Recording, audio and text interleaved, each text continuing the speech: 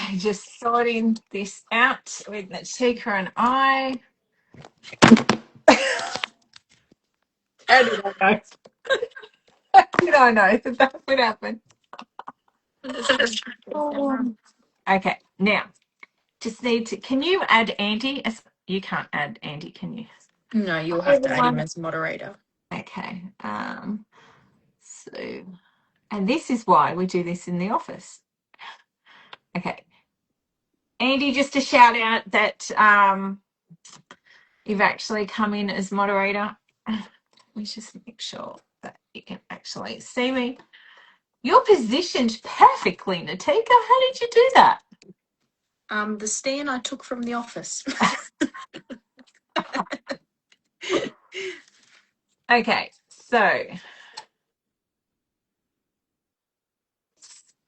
just as everybody's joining in, we are doing a live tonight. It is a tax time Q&A live. So we will have a follow-up one if there's enough demand for it. But we kind of wanted to get in early. So then rather than just having a tax time live in July, which it's too late for you to make any of those important tax decisions, let's have one early so then you can start making those tax time decisions. So firstly, thank you to everyone for joining us so far. Just make sure we've got confirmation Andy's in. Hi, Joe. I see you there. Okay, so we've got a moderator and he's going to come up. His name's Andy and it says book Andy. So if he starts talking to you, it's not some crazy that's just trying to chat you up. It's literally our operations manager and he just said yes. But what we're going to do is I'm just going to make sure that we've got enough people here before we do start. And Dory, if you could just make sure on Instagram that the live is actually visible. I may need you to do a quick, no, it should be right. I did explain really badly on stories how to get into the live. But Andy is in on moderator. Okay, cool. So Natika is our CRM. So she's our client relationships manager and she used to do a lot more on social media. Not good, Natik. She used to do a lot of tax time with tax tips. She's just been so flat out. And what we're going to do tonight is just roll with it. So whatever questions that you have, we've had a few come through. I just want you to hit us with anything that you want information on, anything that you want clarification on. I will just preface this by saying that $1,000 deduction is not this financial year. So you still need to keep your receipts. But if you're the kind of person that you claim work from home or you claim motor vehicle deductions, that $1,000 deduction isn't really going to do you any favours. And at this stage, it's just been introduced into Parliament. So we still don't know the technicalities about it, if it's going to be like that $300 deduction and you still have to substantiate. So let's wait and see. But if you are claiming any other deductions, you just don't want to be doing that one. Okay, so hit me with questions.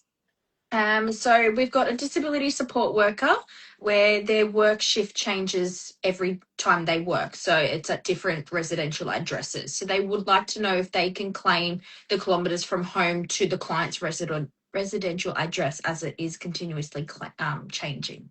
Okay, so we're just going to clarify, without knowing if it's under ABN or employee, I'm going to give you the scenario with both. So under ABN, that's definitely okay because your home base working from under an ABN is going to be your home. But in a situation when you're an employee and you are having those multi-locations, what you need to think about is when does your work actually start? So if you are required, say, to go to just one location, it's just one disability support location, then you wouldn't be able to claim that travel. But if you've got different locations every day, you can literally claim it from your home base. That is one exemption that we have. But if you are ever going to your base, you wouldn't be able to do that. But if your requirement to start work is literally from your home, you're required to go to different locations. That could be a disability support worker. It could even be a tradie that's required to go to multi-sites. Yes, you can do that then. And you've got two ways that you can actually claim it. You've got the actual cost method, the logbook method, which you need to keep a full logbook, or you can do up to 5,000 kilometres. This year it's 88 cents per kilometre and it's going up to 91 cents per kilometre next year. So I also want anybody that's actually joining to send us a DM and say checklist, because we've got a free checklist to give to everybody. So we will get that mailed out to you tomorrow. So just send us a DM and just say checklist. We've got this free checklist just to help you get through tax time. It'll run through all of your deductions for you. So that's just a little bit of a thank you for joining us tonight. Next question.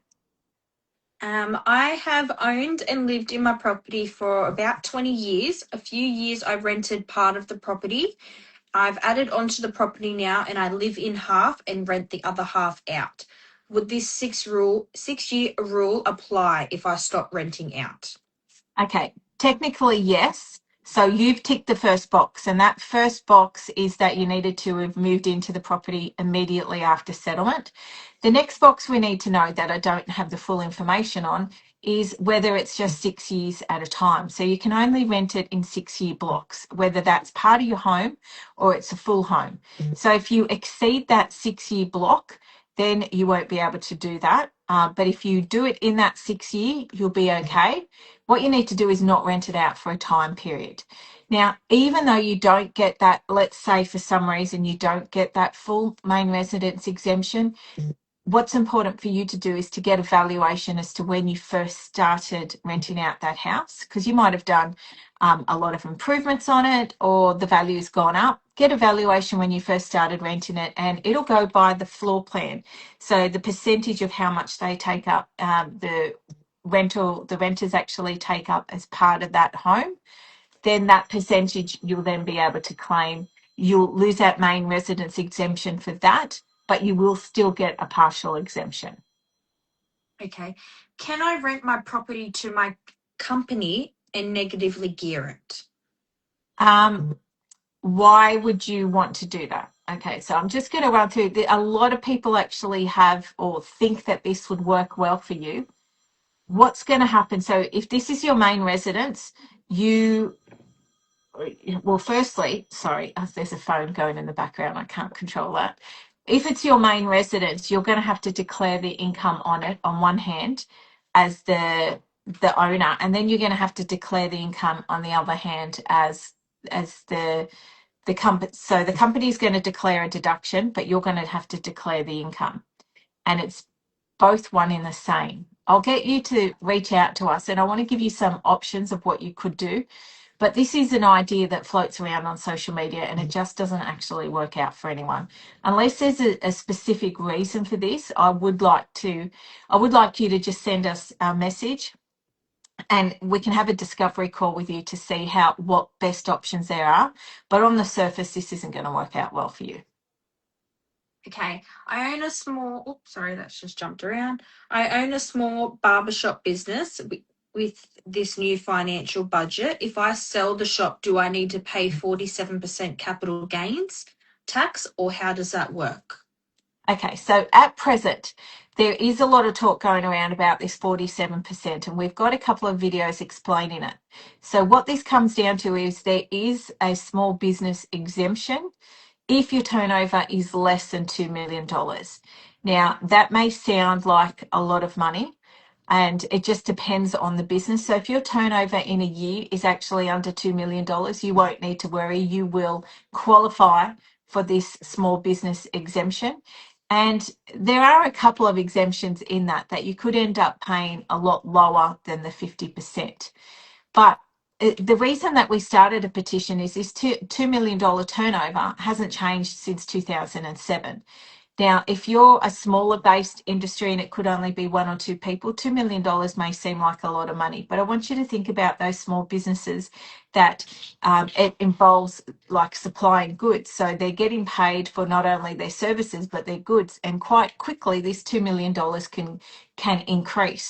So we would love to see that $10 million go up to the same level that the classification of a small business is for everything else. Everything else through our government organisations, we got a $10 million turnover. So that lever should be exactly the same. But in your personal situation, if your income is under $2 million, it won't impact you. Okay, so we've got a question about NDIS workers. Can Sure. they claim their meals when they're taking clients out? Technically, no. So whether you are working under an ABN or you're an employee, you're not going to be able to claim it, because where you can claim it is if you're paying for it for the participant. The other situation is if, say, it's part of that NDIS participant budget, and that is very, very rare. I never see that happen. It's usually only in the participant budget for their meals. But your meals, unfortunately, are not going to be claimable. It's just the ATO sees it as a cost of doing business. Okay, this is a really good one. We have a person that would like to know how the title transfers work pre and post budget night. If I want to add my partner to the property title post budget night, would that mean her share will still allow negatively gearing? If it's Okay, close so or yeah, past. so is this a rental property? We have further clarification? No, we haven't got if it's a rental property, but we'll just get that On the person if you can. Let us know if that's a rental property or a main residence. That would be amazing. Okay, so let's just talk about if that is a rental property. So if that's a rental property and say it's owned just in your name, there is a provision, we're talking under stamp duty, that can happen, that can transfer without stamp duty. It's different for CGT though. So unless there's it goes the other way, unless there's an actual split, and there's like a separation, that you can actually do that. But in most cases, no. So, but what I want you to do is I want you to reach out to us, because I want to get some more information just to make sure I got it understood correctly of what you're trying to say. So please reach out to us and we're happy to run through that with you. If I have a business for 15 years and do 3 million turnover, do I pay cut? It's pay capital gains tax, yes. So if you exceed that $2 million turnover, what it comes down to is these CGT exemptions. And one of the first ones for you to actually utilise the rest is that 2 million turnover. But not all hope is lost. We can look at if there's a possibility of you using another exemption. That's one of the reasons that we really want to get this lifted. And always, before you go and close down a business, we always want you to reach out to either an accountant or a financial planner to make sure that timing is what it comes down to, whether we can actually use some money going into superannuation, if there's anything else that we can possibly do. So please just don't close something down without ensuring that the timing is going to be correct. But we do need that $2 million turnover. Yeah, there is a $6 million asset rule as well, depending on the situation in the business. So we would love to help you out, but we would need some more personal information. Okay, But I going hope back. everyone can see why that $2 million turnover is important. But I just want to clarify this as well. When you see a lot of pushback at the moment, a lot of people are saying, well, it doesn't matter, you're going to be fine, that 47% doesn't impact everybody. We want all small business owners to be able to say, hey, I don't need to be limited to this amount. I can strive for a lot higher. So that's why it's kind of all in. We all have each other's back. Sorry, Teek. No, that's okay. Just going back, I just missed one little bit within that last message about the post-budget and pre-budget nights with the property, adding the partner's name on. It is indeed an investment property.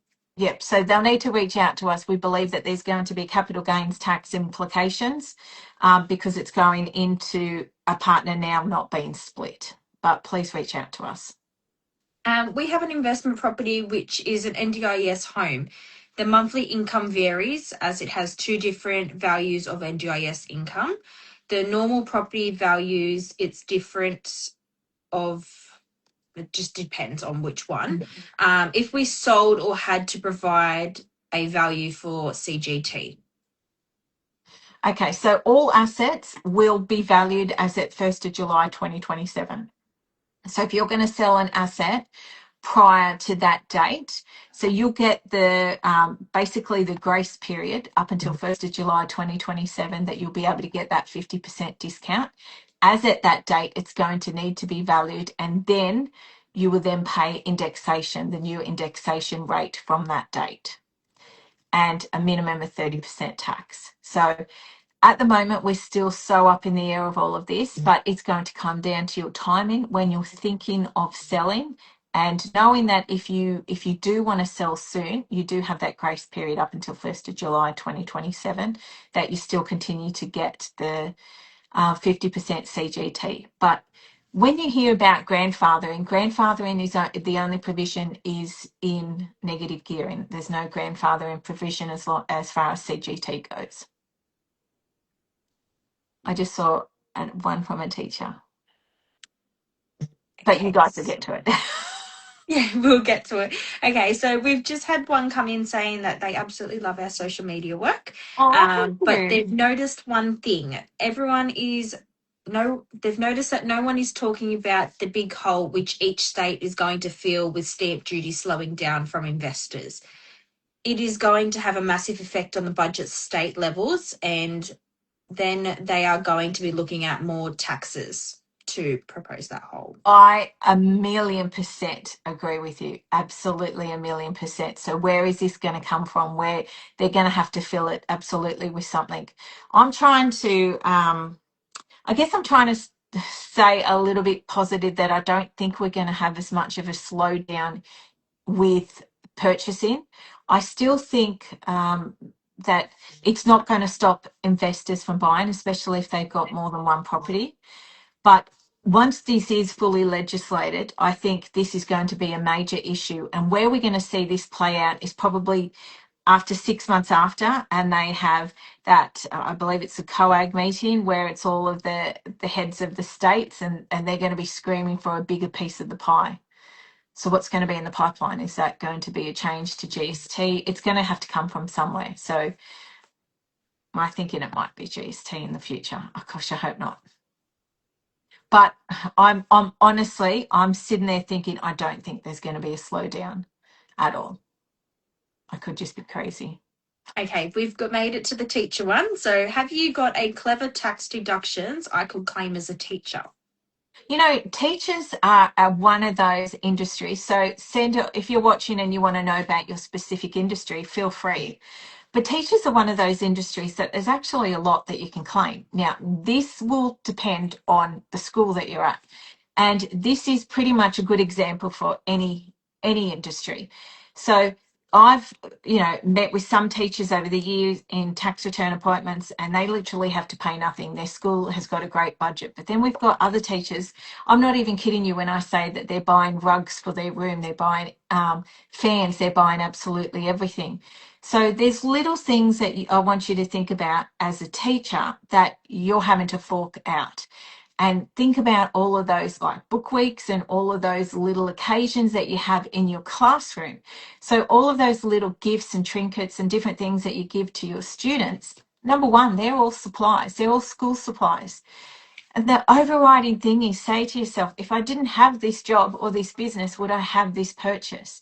So whilst it may not be reimbursable by the school, it's going to be deductible because it's a part of your earning your income. So that's one thing, is all of those school supplies. What about those other teachers' aids?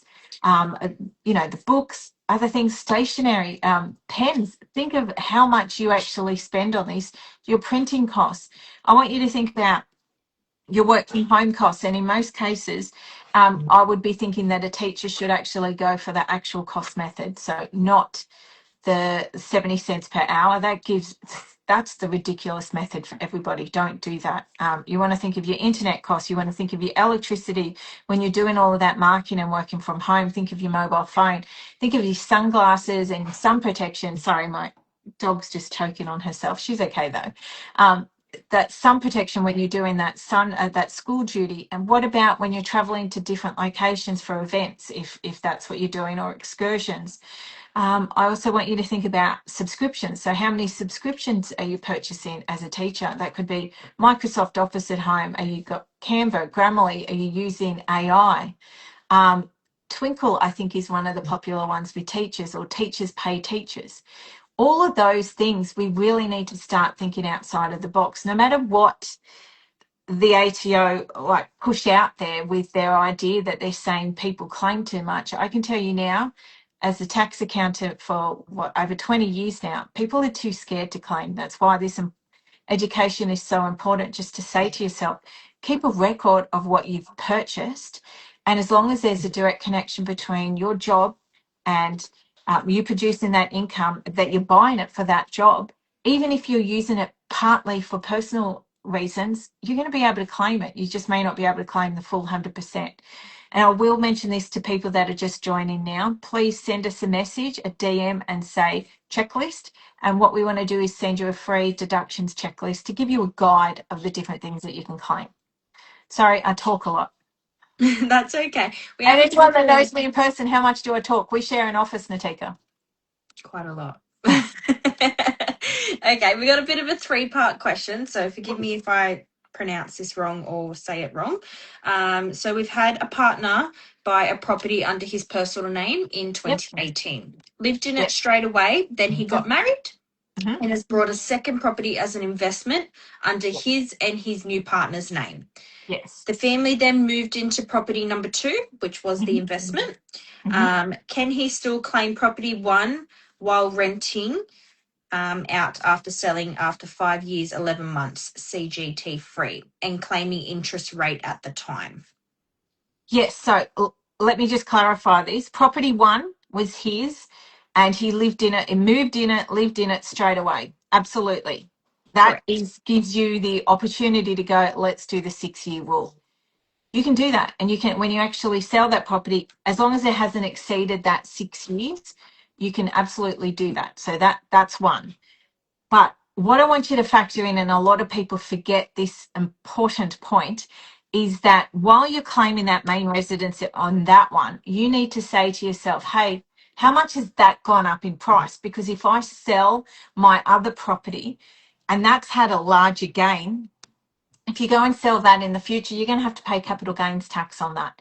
So this will all come down to working out what your capital gains would be for both properties, because absolutely you can do that for the first one. And another thing as well, if let's say that second property, so you've bought that second property with that new partner, you both moved in straight away, they're going to be eligible for that to be their main residence, full stop, if it's 50-50. So then you're not going to have an issue with that. So you just need to work out, let's say if that second property does sell later, it's only going to be one of you paying the capital gains, which is only going to be the 50% of it. But you have to work out which one's had the less gain. Better the devil you know. Calculate both and see what's going to happen. And a lot of people think, well, that's just too difficult. In reality, I have calculated capital gains for people and actually saved them thousands by choosing the correct one. And it's a legal method. So it's an opportunity that you have if you have physically lived in that property. Key point, work out both, work out which one's going to be the less gain. And if that first property you find, well, look, I didn't make as much of a gain in that 5-6 years, I'm just going to pay the capital gains tax on it. Because if you make the wrong decision, life happens and you could turn around having to sell that second property and you've had a massive gain in there. So always work out both. And one of the things that you need to do, which we like to do, is as soon as you purchase a property, you want to have a capital gains calculation, all of that information recorded, and have that on file, especially with these new changes. So if you are an investment property owner, make sure you've got clear records of all of your costs involved in purchasing that. So then when capital gains happens, or you want to do a calculation on it, you know, it's all there and ready to go. People lose stuff so much. And I know I've just spoken so much again. That's okay. Do you think the budget is more of a tax grab rather than trying to help young people out? Okay, don't people come at me for this, but I would have personally, honestly, and I'll say this to anyone, I'm really upset for the next generation. I'm 50, so I'm a Gen X, and we've had some great tax concessions. I just don't think it's fair that you don't get the same opportunity based on the year that you were born. And I really think it's unfair because the way things have gone, for whatever reason, I've done a lot of research as to why it's gone this way, but it kind of feels that if you're under 43, you just don't have the same opportunity that everybody else has. Now, whenever we've had budget reform, that we've spoken about budget reform, and there's been budget reform papers, and the last major one we had was Ken Henry report. And I'm such a nerd, but I'm going to run through it with you. Basically, in 2010, they stated that, look, there is an issue with housing affordability. There's an issue, and it's only going to get worse in this country. But what they did stipulate at the time, to actually fix this issue for the next generation, is you need to have three things. Number one, you need to have a reduction of income tax rates. So you need to be able to have our tax rates go down, including an increase of the tax-free threshold. We need to then look at capital gains tax and negative gearing. And what should have happened was there be a limit on the amount of properties that you can negatively gear. And the third key element with all of this is and these reports always say it, these reforms say it, there must be a clear policy to increase supply. If you just have one without the other two, we've got negative gearing and capital gains tax reform, but we don't have anything to address the amount of income tax that we're paying, and we do not have anything to increase the supply. How can any person not say that this is a tax grab? Because it is. You don't have the three in line. This policy should have addressed all three. And this is way overdue in this country, absolutely way overdue. We need to ensure that the next generations have the same ability that we have had. It needs to be fixed, but there needs to be these three in line: a reduction in income tax rates, an increase in the tax-free threshold to a minimum of $25,000, a correct policy to actually increase housing supply. Then you can absolutely make those reforms, and those reforms need to happen, absolutely need to happen. But at the moment, what we're doing is we're going, okay, new home buyers, first home buyers, let's push you into the new homes, right? So we're all going, first home buyers, new homes. Then we're going, foreign investors, new homes. And we're going, investors, new homes. Everybody's been pushed into the same thing. Why didn't we give a provision for first home buyers to actually buy an established home and say, even as an investor, why didn't we have any of that? Especially for rent investors? And what do we actually do? Like, the budget itself says that there's going to be 35,000 less homes. That's my concern.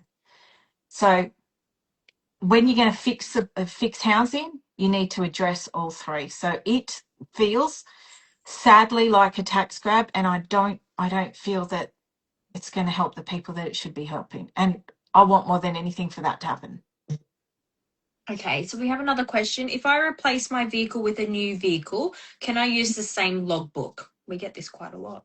Yes. Okay. So there's been a little bit of, I wouldn't say a tax law change, but there's been a tinkering of how they actually interpret it. So what they've actually said now is you can continue on. If you have changed vehicle, as long as the purpose of the vehicle hasn't changed, you can actually continue on with it. And I was quite surprised when I read this. So as long as it's that 5-year period, you do not need a provision for a new logbook if it's a new motor vehicle, as long as nothing else has changed. Your location hasn't changed, your job hasn't changed, how you use it hasn't changed. It's purely just a new vehicle. You can just continue that on for 5 years. And one of the easiest things to do is something like, and I'm not endorsed by anyone, but Driver's Note or another one of those apps. They're going to be 100% tax deductible for you. So much easier. Switch it on when you get in the car, and you're done with it in 12 weeks. It's very easy stuff. Okay, I have an investment property which I bought 3 years ago. If I sell after July 1, 2027, and it's valued at, say, 1 mil, and I sell for 1.2, is the CGT valued based on the 200K profit from that date? No, so what'll happen is, so you're saying that it's going to be valued on that date? Yes, so if What? it values at 1 mil and they sell for 1.2, is the CGT based on only the 200K profit? No, we've got to account for everything else. So you've got to account for when you first bought the property. So when did you buy the property? So if you bought that property in, say, 2025, you've still got 2 years that you've got to account for that capital gains tax, and that's going to be at the 50% discount. It doesn't just start at that valuation date. There's no grandfathering of CGT prior. So you've got to account for the capital gain from when you first actually purchased that property. But then once you've got that 50% discount, then you'll use the indexation method. But you've got two calculations. And this is the fun thing. Fun is not the word. What about when we talk about CGT in meetings? So when we have team meetings about CGT, you just want to pull your hair out because it's difficult enough. So bringing in two calculations, I mean, it's not, I'm not saying it's difficult for an accountant, but what I'm saying is we're supposed to make the tax system easier that people can, if they wanted to, do a lot themselves. These changes are making people ever reliant on accountants. So, but yeah, you've got to calculate the CGT up until that date. So it's not just the 200,000, it'll be the 200 at that indexation amount with a minimum of 30%. And I'll quickly explain what that means. Let's say in that 2 year that you've made, or whatever that period after 1st of July, you've made a 200,000 profit.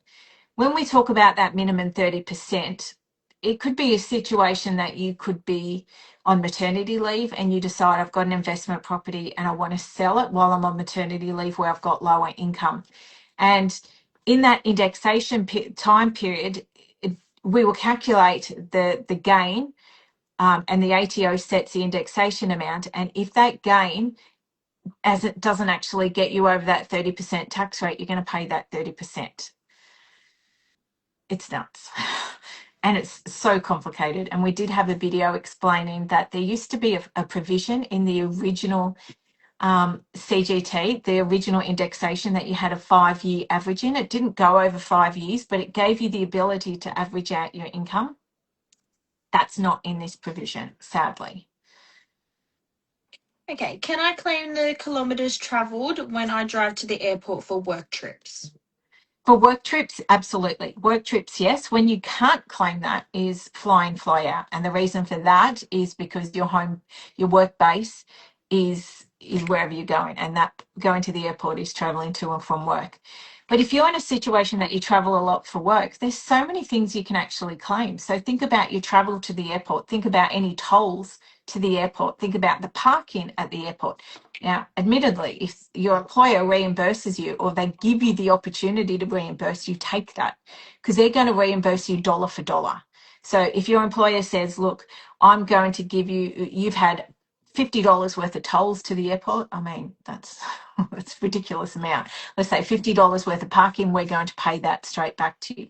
You want to do that because then the employer's paying 100% back to you. If you put that on your tax return, you're going to get, depending on your tax rate, about 32% of it, even when you claim it 100%. So think about those work trips. Think about the travel to get to the airport, whether it's public transport, whether it's tolls, whether it's driving, whether it's parking. Think about the meal that you're going to have because you're like even incidentals such as, a cup of coffee because you're traveling away for work. Think about your suitcase. You could buy a new suitcase and you just say to yourself, well, a percentage I'm going to use it for work. So you've got your suitcase as well. Then all of your travel costs, because some workplaces go, I'm going to pay for your dinner and I'm going to pay for your lunch, but I'm not going to pay for your breakfast. So whatever you're paying for that, you're going to be able to claim. Okay, recently started an equipment hire business. Any advice for this person? Okay, so an equipment hire business. So one of the first things that you would do is depending on your structure, is like if you came to us as a client, we would be talking to you about your wages and how you're going to pay yourself, whether you're going to pay yourself wages, whether you're going to pay yourself, how that situation's going to work out. Paying yourself wages, you're going to have to pay superannuation, but you want to get into that habit immediately. First thing you should do is look at your cash flow projection and how much it's going to cost you just to open the doors. And you want to, a key point is think about how much money you're going to inject into the business, because that business is going to start off with no money, and you as the director are going to have to fork out all of the money. So you will want to record that correctly. So then when the business starts making money, you can take that back out of the business and not pay tax on it. They're the first key points that you should do. Okay, what is the best way to reduce my CGT? Is buying another investment property within the same year a good idea? We get this so much. No, it's not going to impact CGT whatsoever. They're two unrelated things. When you buy an asset, whether it's shares, a property, crypto, ETFs, it goes by that individual sale, that individual purchase and sale. So you've got the purchase of it, and then the sale ends that.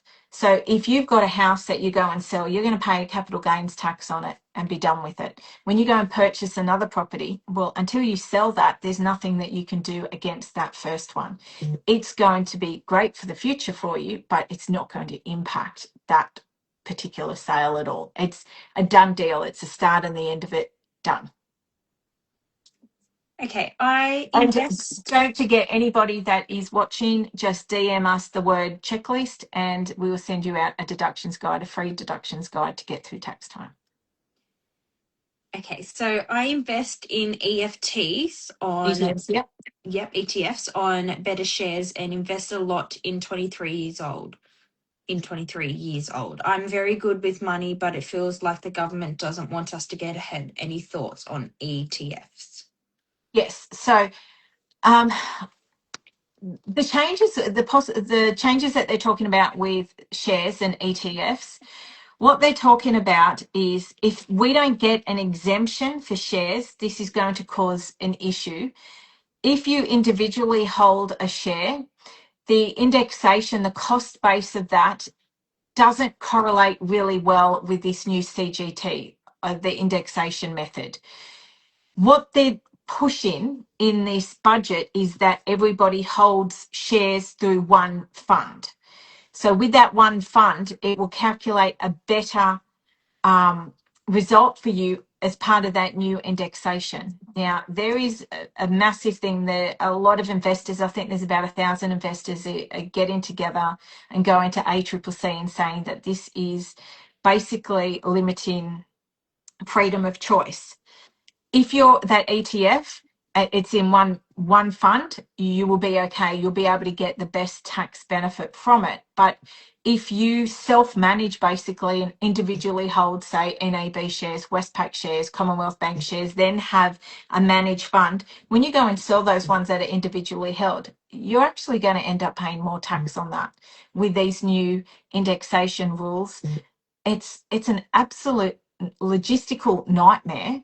And it's just not going to benefit you so at all. And I think, honestly, and my video tonight was about rushed policy. And I think when they've just lumped everything together, different parts of the community, professionals are going, hey, you didn't think about this aspect, you didn't think about this aspect. And we're starting to uncover a lot of things that are causing problems. So watch this space. There needs to be a carve out for how shares are. And I also think it's really unfair on the younger generation when they haven't been able to put that money into investment properties and they're using this. And if they don't get that 50% discount, where is the benefit of this for them? Where is, all of this hard work? And they're just going to be hit again. And lastly, there's one scenario that I had on one of my videos of, say, a 25-year-old, and they invest. Their job is, they're a smart person. They go, you know what? I want to be a day trader. I want to be an investor and I want to live off that. I want to create my own job. And their job is, their income is from the sale of those shares. And so they earn $20,000 from this. So they're going to, because of this minimum 30% tax, they will be taxed at 30% of 20,000. Whereas if they were just working for someone else in wages, they would get that tax free. So I think that's absolutely wrong. I think we need, as a government, they need to actually start supporting people to aspire to more, to create their own job and create wealth. Like, we want the younger generation to create their own wealth. Okay, so we've got a bit of a two-part question. So third time lucky, near retirement, 67 in July, working full-time with an investment property and mortgages, likely not entitled to the pension due to the investment property, but entitled to a part pension in the UK. Where should I put the UK pension to reduce tax? Super, mortgage, what would be your suggestion? Well, technically, I can't give you like personalised tax advice.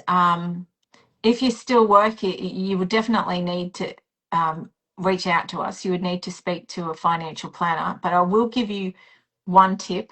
Don't put it against a mortgage of your investment property. So if you want to save like interest, put it against your own home, unless you own that fully. Never put it against a deductible interest. And a lot of people do that. When you've got an investment property, interest is one of the largest deductions that you can claim. So if you just park that money in an offset, you're reducing a deductible, that deductible interest from yourself. You just don't want to be doing that. But the interesting thing is, in this budget, the superannuation is not touched. Make of that what you will. Maybe because they went too hard last time. I've heard a lot of different reasons. I'm just, make of it what you will, but it's not touched. So that's at least a benefit for you there. But reach out to financial planners now. They're really like, don't be scared of a financial planner at all. They are extremely hardworking. Where, unfortunately, because of government regulations, we've got less and less financial planners in the country. Because back in 2018, with that Royal Banking Commission, they went too hard and they started pushing financial planners there to the limit of what they needed to do to be licensed. We've now got a situation that we've lost, around nearly 2/3 of financial planners. So as a silly government decision has then meant that we've got less professionals in the industry, which also then means that their fees go up. So that's just crazy. Everybody misses out. So reach out to your superannuation. They usually have a financial planner on board, or reach out to, there's a few that we've connected with. You'll see on our page, Billy Norman. I did see him on here before. If you're still here, Billy, hey. I had a video with him just a week and a half ago. He's amazing. And you just want to reach out with a financial planner and have this chat. Okay, do you do USA expat tax, or can you recommend someone that does? Reach out to us and I'll see what aspect we can help you with. And if we can't, we may be able to find you someone. Okay, do you think the government taxes us way too much and spending too much money that they can't control their spendings? Okay, absolutely. Absolutely. Individuals pay a 52% share of all of their government takings. Every government that we've had in this country, regardless of what side of politics, relies on individuals too much. It's just shocking. And the GDP of spending is out of control. What I would have hoped to have seen in this budget is a reduction in the amount of income tax that individuals are paying. This, a $250 bonus is nothing. What we need to do within the next couple of years is actually have a proper look at reducing the amount of income tax that we all pay. And unfortunately, a lot of this isn't going to happen, not in this budget. So absolutely, we pay way too much income tax, way too much. If a property has been owned for 20 years and lived in for 7 years, lived overseas for 3, how does the period overseas impact residency impact the CGT? So it impacts it majorly. So you're going to be a non-resident for tax purposes, so you can't use that main residence exemption. That's a massive, massive change for you. So you're going to need to do a calculation as a non-resident in that time period. There's going to need to be evaluation, but it's not. A lot of people just think, well, that main residence exemption or that 6-year rule just carries on. It doesn't. And it doesn't matter if you don't own a property overseas. You're a non-tax resident of Australia, so you will be hit with a higher tax bill. Okay, this one is actually a good one. I don't think I've heard this one before. What is a legit way to track business use of home internet if the ATO asks? How would I track that to provide it to them? Okay. A lot of what they say when it comes to internet and mobile phone comes down to you basically justifying how much the usage is. So unless it's something that you're sitting there going, it's 100%, they will listen to you. So normally one of the questions that we ask is how many people are in the household, firstly. So if if you're talking that there's a young child, they're not going to be using it, but that is the first thing you look at. How many people are in the household? And you don't want to go over that maximum. So if you've got 4 people in the household, you wouldn't really be looking at over 25%. And then you'll need to work out what your share is. So that's the first step to take, is how many people are in the household and are using that internet. Because anyone, from school age, there's going to be a certain amount of internet that they're going to use. So first port of call. Now, if it's just you living on your own, I would not be going over 80% at all.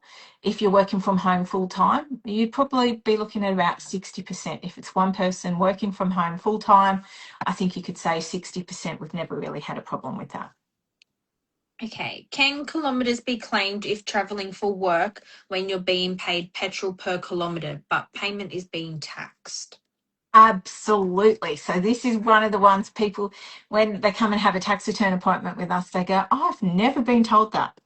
If you see your allowance on your payment sum on your income statement, it is showing up on your income statement, you must claim against that, because what's happening is you're getting this allowance from your employer, you're paying tax on that. So, of course, you're going to want to claim the deduction against it, and you absolutely should. When you can't do it is, say, if you've got a situation where they're paying you, more over the 5,000 kilometres and it's not on your payments, your income statement. If it's not on there and they've paid it to you, you're getting that tax free. Number one. Number two, if you've got an evaded lease, you can't claim any motor vehicle deductions. And the only other time that you can't claim a motor vehicle deduction is if you're basically giving them a fuel receipt. In that situation, it's not all hope is lost, though. If they're giving you a fuel receipt, you could always do a logbook and claim all of your other expenses apart from fuel. So if your employer gives you a fuel card, you can absolutely claim all of your other expenses for your car, which includes registration, insurance, repairs and maintenance, and then the actual depreciation of the vehicle as well. So you've just got to think outside of the box. And this is what tax is all about, especially individual income tax. Everybody sits there and goes, I can't claim anything, why do I bother? Or they go to the other extreme of, I'm just going to claim absolutely everything. Both are as ridiculous as each other. When it just needs that little bit of planning and education, which is why we're on social media. So if you haven't put your name down, send us a DM about that checklist. It's a really comprehensive free checklist. This is why we're here. We're on here to actually teach you what you can and can't claim, because where do you get this from? I mean, I go onto the ATO website as a tax accountant and I go, what the bloody hell are they saying? I can't figure it out. So if I can't figure it out, how does the average person figure it out? And I'm not meaning that in a horrible way. I mean, it's my whole life is tax. That's what I know and what I learn. So basically, majority of people underclaim because they're just too scared or they're not sure.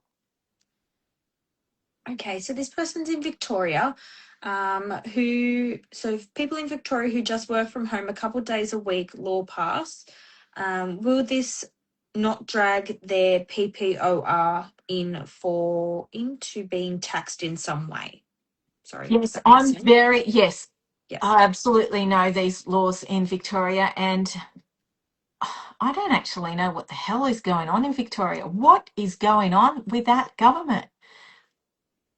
Okay, I'm not allowed to pick on governments, but as far as all Victorians, I'm going to stand up for you. Something is not right there. And we don't know the full impact of this. Basically, for those that aren't in Victoria, they're making it, they are making it or trying to make it mandatory that employers have to allow work from home. But this is bringing in that there might be a possible impact on your principal place of residence. So watch that space. It's something I'm definitely going to be doing a video on. I'm not too sure at this stage. I don't think anyone can really give you a definitive answer, but it's not good. Okay, so this is another question, and this guy has been absolutely very active. So thank you so much for all of your questions. It's really appreciated. So this is for you, Belle, now. What would, oh my God, I can't read. What would you give advice for young people in their 20s? I do know general advice. So if you can't go into too much detail, it's okay. But what ballpark advice could you give a 20-year-old? As in, like, we're not talking just tax, we're talking financial in a way. Just general advice. Okay. General advice is to not let anything that's happening government-wise bring you down. Don't let anything stop you from achieving what you want to achieve, and find every creative way to build wealth. Because what's going to happen now is the rules that we have currently that you can actually use to build wealth, use that to your advantage because they may not be there in 20 years' time. So the rules that we currently have at the moment, we've got the superannuation is the one that they're pushing everyone through. If you don't have a home, there's also, you haven't bought your first home, there's a first home super saver scheme. There's the shares that you can look at. Definitely reach out to a financial planner. If you don't start making these decisions now, and I'm talking to you, Natika, in 20 years' time, you're going to regret it. Save 30%, 30 to 40% of everything that you earn. I was watching this amazing video the other day on Instagram, and it was saying when you go and see a financial planner, the very first thing that they talk to you about building wealth, the very first step is saving money and having a budget. So look around at what tax rules and tax concessions you have right now, and rather than thinking about what there was there 10 years ago, grab with both hands the concessions that we have right now, and those concessions, use them to your best advantage. So that could be your first home super saver scheme, that could be salary sacrificing into super, using the rollover, the unused carry forward contributions, all of it. We need to look at everything that is a tax concession for you right now, and don't stop saving. Stop spending money. I wish I could say that to myself 30 years ago. Okay, thinking of buying about 3 acres of land in Tasmania and putting a small home on it. Can I negatively gear the home and the entire block of land? Yes, so the limit is when we talk about, say, capital gains main residence exemption, it's 2 hectares, which is you're not there, so it's over 4.49, I think, acres. And when you're saying, can you negatively gear the whole thing, as in renting out different parts of the acreage, I'm assuming. If you want to utilise that main residence exemption or the 6-year rule, you need to physically move into that property as soon as settlement is. And physically, I've had arguments with people on TikTok about this. Physically moving in means physically moving in. There's just no way around it. And we do say 6 months because the ATO does write in another part of their legislation when it comes to that the main residence exemption, they talk about 3 months. So we always want you to be a little bit safer. So 6 months. But you can negatively gear straight up, but you're going to lose that main residence exemption. Okay. I hope I answered that, or if I've just gone off onto my own tangent. No, I think you have. I'm retiring and I'm retiring and taking rent from 2 investment properties. Can I use the $20,000 tax-free threshold? Well, Yes, you can. That's still available, but you got to look at your other income. Where that's not available is if it's going to be income that's come from capital gains tax. But no, you can definitely still use that. And I just want to remind everyone, can DM us checklist in case we don't have access to the questions after this, do we, Teak? I don't think we do. We've got 3 more so far. Oh, no. Just I've seen some people that are actually DMing checklist. Are they going to have access to it? Yes, they will. Yeah. Dory and Andy are highlighting those people in their own little boxes over behind the scenes, and they're going to sort that all out a bit later. So keep So look at emailing or emailing, keep DMing checklist, and we will put you all into like a little box, and then we'll send that out to you guys. Okay, cool. Excellent. Okay, so we've got another one. When filling out a logbook, do I have to track every trip, including private short trips? Yes. So a logbook, we really need to change the terminology of this. When we talk about logbook method, it really should just be called running cost method. Maybe I can petition the ATO for that, because the reason is keeping a logbook is just one aspect of it. So the first aspect is to ascertain how much the motor vehicle is used for work purposes. So the logbook has to be every single time you use that car, that vehicle, over a 12-week period. And then on top of that, you need to have all of your other costs. So then we get a percentage from that logbook. It'll tell us whether it's 80%, 60%, 70%, whatever it is. And then all of the other costs, we then times them out by that percentage. Now, I've had some people that legitimately do a logbook and do it correctly. And then they find that for whatever reason, their costs don't actually get over that set rate method. So then we just go, okay, you know what, let's do the set rate method, but you've still got a logbook anyway. Once you've done that logbook for the 12 weeks, it's going to be valid for 5 years. Okay. Is it good a 21-year-old to buy an investment with a 23-year-old brother with help of parents? I really can't give that answer, but as long as that's something that you can afford and that's in your plan, definitely speak to a financial planner and map out what you want to do. But as long as you can afford it, I really can't. I really can't say, because I'm not really supposed to give that advice. But definitely reach out to a financial planner. If someone is leaving their house to their adult daughter and their daughter already owns a residence, will the daughter have to pay tax on the inheritance house?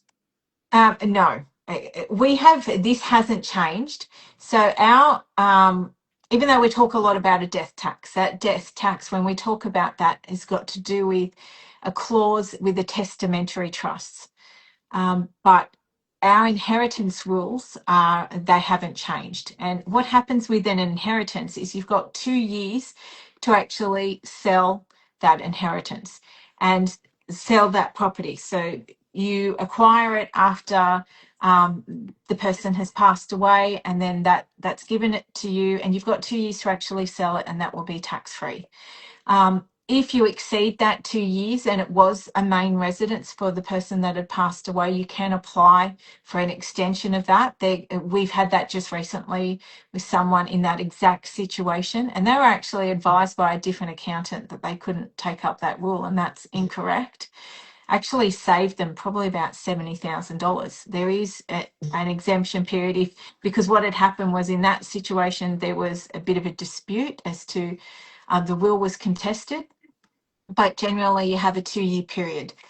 You can't actually extend that 2-year period if you say, well, the market's not conducive to me actually selling at the moment, so I'm not going to sell it. You can't actually renovate the property and then go, I'll sell it after that. It's going to be a situation you either sell it within 2 years, unless there is some forces that are stopping you from doing it, and you'll be able to get that tax free. Okay, I'm just going to duck back to the logbook one because he's just got an add-on question. How much detail does a logbook need? I assume writing business or private is not enough.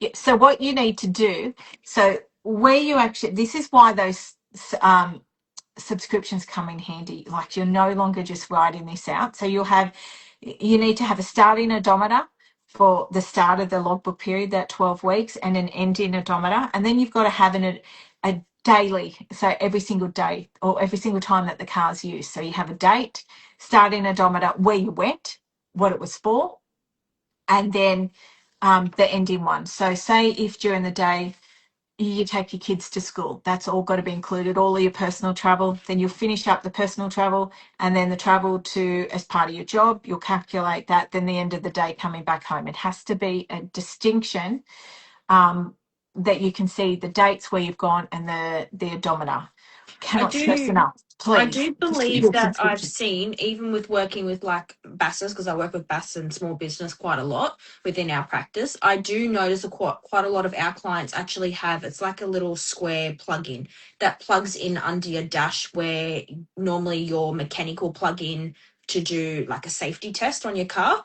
That is something that I know a lot of our clients use, that plug under your dash, and it's an app on your phone. So as soon as your car starts, it actually tracks it no matter what, because it's got power. So that might be an option, because it does Absolutely. track That's everything. usually, is that part of driver's note, or have they, No, driver's note is an app on your phone, which is fine, but the but you other can one, do only you know what do the to other a one's certain called? extent. I'll have a look at it. It is like a little, it's a plug-in. Andy, if you can have a look at that, it's like a little square thing that plugs under your dash, where they normally plug in to do your like brake testing and things like that. So if you could find the name of that for me, I know quite a lot of our small businesses do use that, because driver note only gives you a certain amount of times you can make entries before you have to pay a subscription, because obviously you're going to do so many short trips, long trips, it's going to fill up quite quickly. So I'll have a look and see if Andy Yeah, can well, have a look at it for us and find the name. perfect. I'll go back to another question.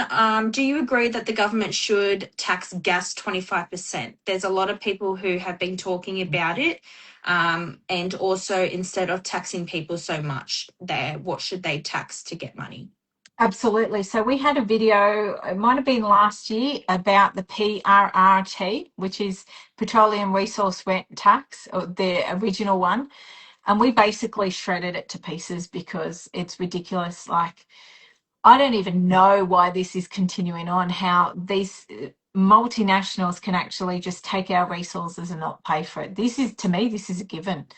Let's do it. Like, we should have done it before, should have done it a long time ago. So it's absolutely something that I'm all for.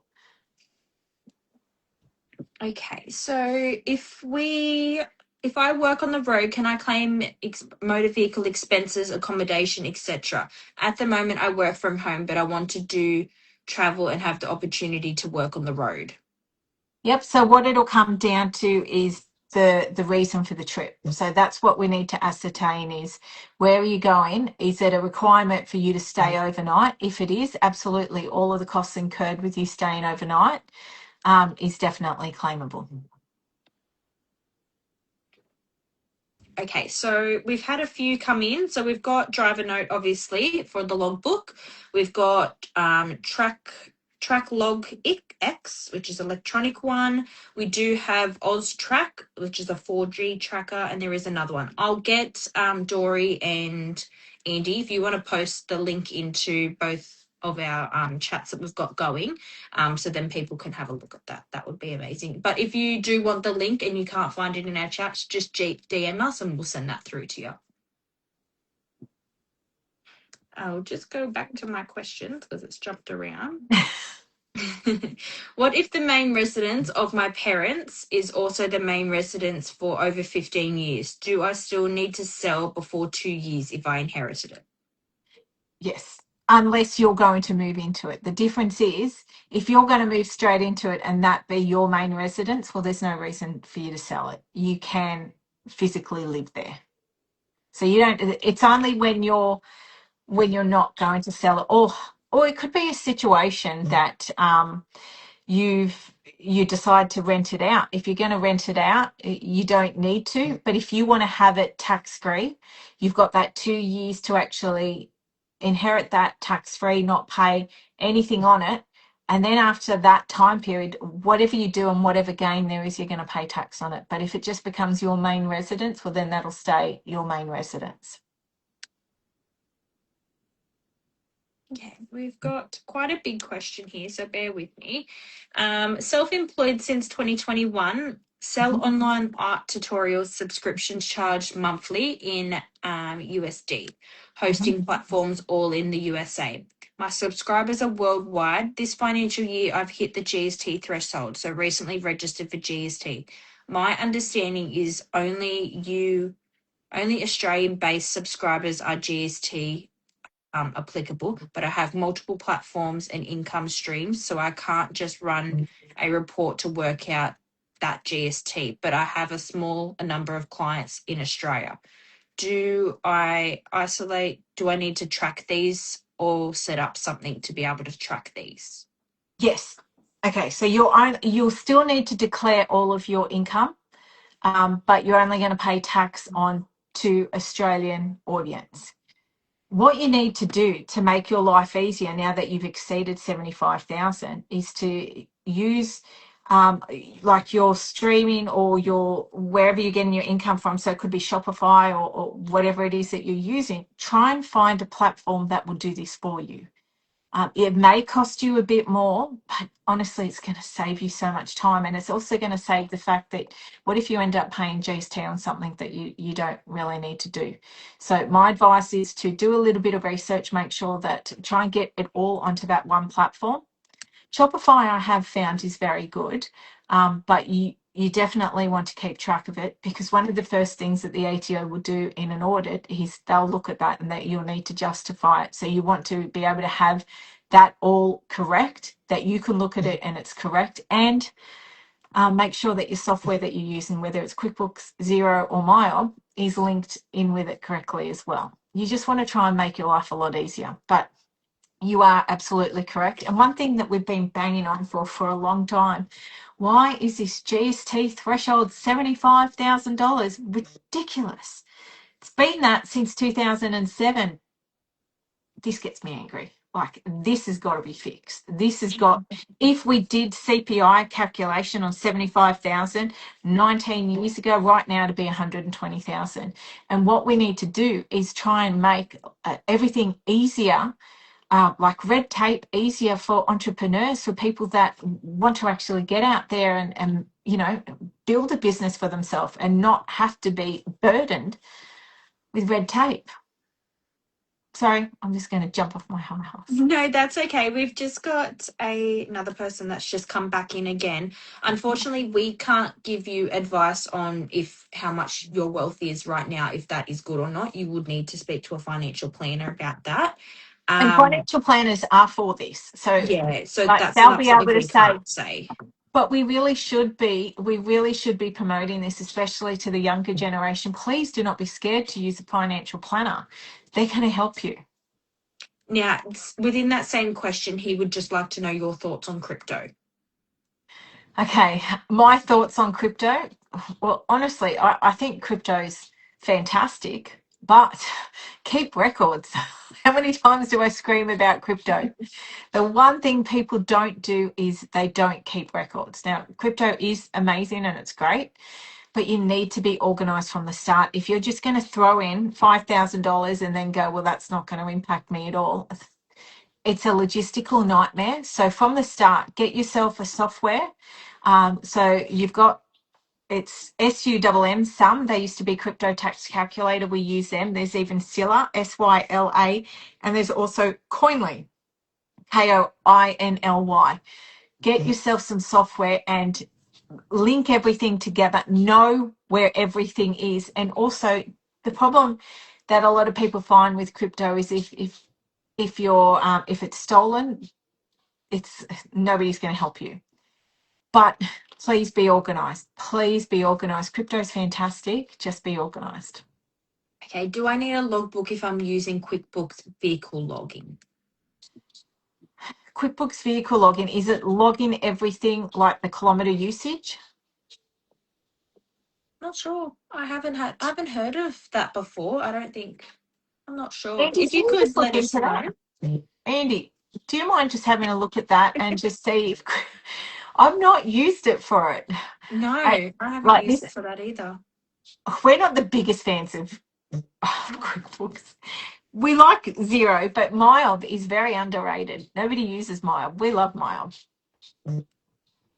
Okay, so Andy said he's going to have a look into it. We'll skip past and we'll come back once we have confirmation with Andy. We got our operations manager working hard tonight. We do, he's running.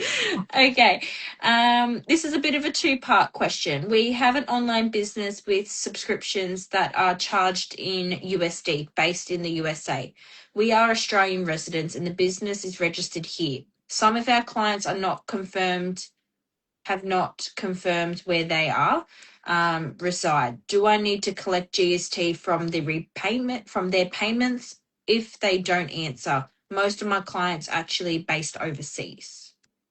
Honestly, you would have to. So you would need to make sure that you get that answer from them. So if you don't, you've got to err on the side of caution, and that's just putting the GST on it. So put a rocket up and tell me. Just say to them, I'm going to add 10% if you tell me. Can we claim construction loan for an investment property? I am building right now, obviously not rented yet, but I intend to be an investment. So until that property is actually available for rent, there aren't any deductions that you can actually claim.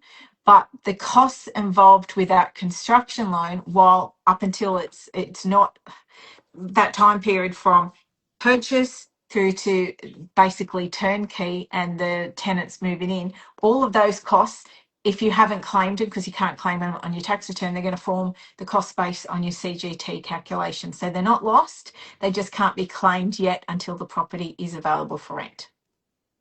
Sorry, I'm just having a look at this QuickBooks one that Andy's just sent me the link on it. So it does look very similar to Driver Note. So if it does do your odometer, it does the date, the times of the trip, how long the trip took, the kilometers, that would be sufficient if you could pull reports. Yeah. It looks like you can, and it looks like it's actually shows you the little car Does going it say across. ATO compliant? It doesn't actually say if it's ATO compliant or not. It just says use the mobile QuickBooks app to track the business mileage for your kilometers. Keep track of your tips, your trips, and vehicle info during the year to have everything you need at tax time. Well, it does sound like it though. It does, and it does actually show you like when it looks like you can click start and stop, and you can actually see how long. It's got like a picture of a little car, and it's That like sounds going compliant. across. That sounds compliant to me. It looks like it. If it covers all those things that I just said before, it does sound like it will be compliant. Yep. And if you can pull reports and things like that, it sounds like you can. Perfect. Okay, I'm just going to jump out of that and go back to my other screen because I don't have my multi-monitors. And people can literally, you can ask questions about anything. Oh, we don't care. It's your night. Andy has just sent through a little thing saying, yes, it is ATO compliant. Bingo. There you go. There you go. Now you can't hate QuickBooks, Teak. I know, it's actually pretty handy. I There you mean, go. we don't use QuickBooks too often, but we do have quite a lot of new clients coming on board with With QuickBooks. So QuickBooks. Yeah. we'll have to have a look and see exactly how in depth QuickBooks can actually go. Yep. Perfect. Okay, as a buyer agent, what can I claim on tax? Yep. So as a buyer's agent, you want to ask yourself that all important question. If I didn't have this job, would I make this purchase? And that's what everybody needs to ask themselves. So if there's a direct connection between the income that you're producing and what you've just purchased, you're going to be able to claim it. So a buyer's agent, more than likely, you're going to be doing a lot of travel. So let's look at your motor vehicle. We want to have that logbook. You're going to be you're no doubt going to have a lot of computer equipment. So when we look at like your work from home, you can use either method. So you can use that 70 cents per hour, or you can use the actual cost method. Always want to do the actual cost method. But a lot of people forget that, and this is in our checklist, that work from home, people just go, I'll just claim the 70 cents and that's it. everything else that you're forgetting. Work from home costs a lot of money. So you've got your computer hardware. So you've got your monitors, keyboard, mouse. You've got a laptop stand. You've got a monitor stand. You've got monitor arms. You've got your cords and cables, power boards, extension cords, double adapters, HDMI cables, Ethernet cables. You've also got all of your storage devices. Then if you're doing the actual costs, you've got all of your stationery as well. Can't do that with the 70 cents, but you've got furniture. So think of the desk, the chair. Think of a bookshelf that you use just for work. You've got a desk. You've got a desk lamp, and then you've got all of your computer software. So think of Microsoft Office. Think of all of your subscriptions: AI, Grammarly, Canva, Microsoft Office. You've got antivirus, all of it. So there's so many things that you can claim, and we just forget. I don't know if we forget or we just think I can't claim it because people are more scared of of doing the wrong thing. I do find a lot of people say, "Oh, that's only a small amount of money, so what's the Every point?" cent counts. It Every does. cent counts, and you think about everything throughout the year. So right now, you got heaps of time before tax time to go back through and go, what did I purchase this year? So go back through your bank statement, and a lot of people say, what do I do if I don't have a receipt?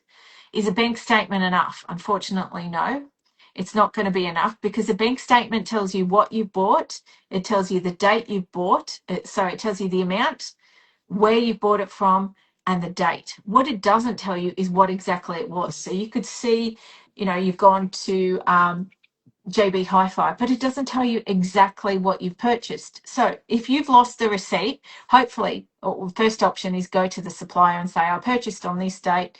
Do you have a record? Is there anything saved through my email account? Number one. If you cannot get it, locate the product. And if you're like most people, you've probably bought something and kept the package. We'll take a photo of the package, write it on your bank statement, say, here's the item, here's the package, take a photo of the actual product. And then for bonus points, have a snapshot, a screenshot of how much it's selling for on, online. So I with do. all of that information, the ATO won't knock you back. I do know a lot of people like they use their loyalty cards. Like loyalty cards are everywhere. That Yeah, actually tracks absolutely. your receipts as well. So if you ever lose your receipt, you can go, "Oh, well, Absolutely. I used my loyalty card. Can you track it back on that?" And they can reprint a receipt. Yeah. See, tick. CRM, but accountant, hey? Smart, aren't I? That's why you had Teak's tax tips. I think we're going to start that now that it's It's all June. that time I'm spending in the room with you. It's giving me a little bit of a headache. Now, Teak is my niece, by the way, so she can get away with this. Okay, next question. We inherited a house 6 years ago. If we sell next year, do we have to pay tax? Yes. Well, it depends. Depends. Okay, so it's going to depend. You've got that 2-year period to decide what you're going to do with it. Is it an investment property? If it's an investment property, yes. If you first moved into it straight after you've inherited it and you had no other properties, you could look at that 6-year rule. It'll all come down to what you've done with it straight away.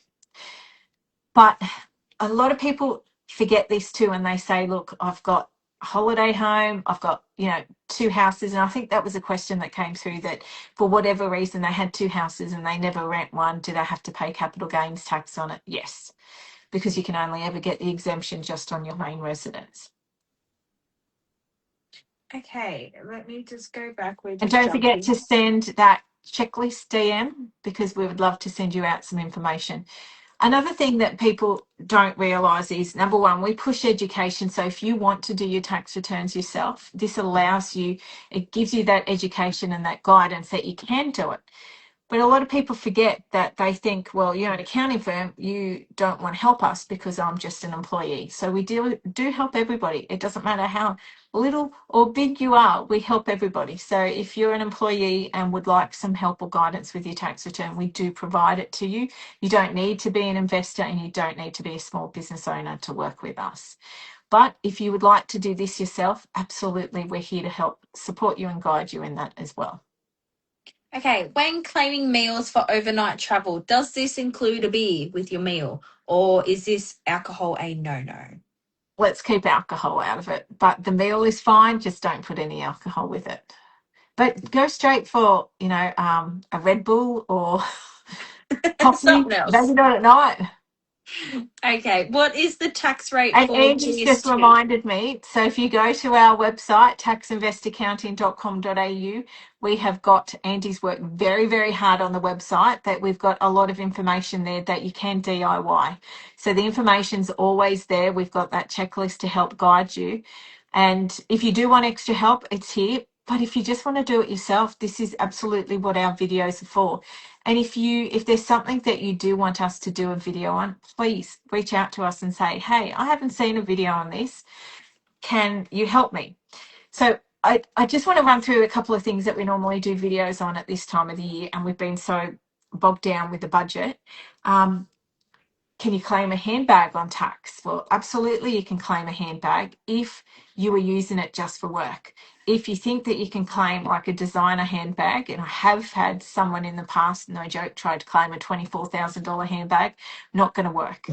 But if you are literally using that handbag to carry work items, so we are talking, it's going to have to be the size at least of a laptop or an iPad, and you don't want to have any personal items. My cat is going to start attacking.